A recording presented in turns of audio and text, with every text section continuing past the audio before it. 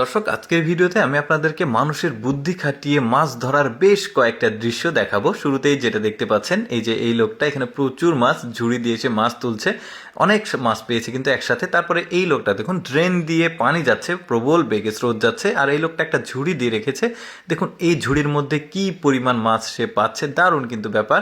আর পাহাড়ি অঞ্চল এগুলোতে কিন্তু প্রচুর পরিমাণে মাছ পাওয়া যায়। তারপরে দেখুন এই লোকটার বুদ্ধি দেখুন, এখানে রডের সাথে দেওয়া আছে তার, আর তারের সাথে কানেক্ট করা আছে ব্যাটারি, যেটা এই নৌকার উপর আছে।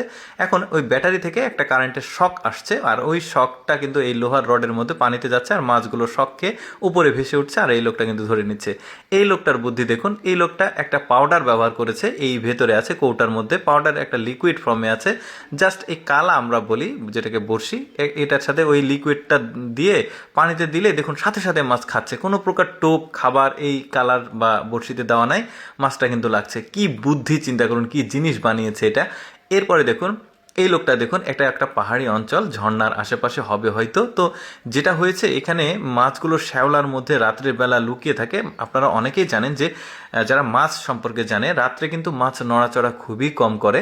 তো রাত্রেবেলা এই শ্যাওলার মধ্যে মাছগুলো এসে আশ্রয় নিয়েছিল, আর এই লোকটা এসে জাস্ট শ্যাওলা সরাচ্ছে আর মাছগুলো ধরছে। দেখুন কি চমৎকারভাবে মাছগুলো ধরছে আসলে।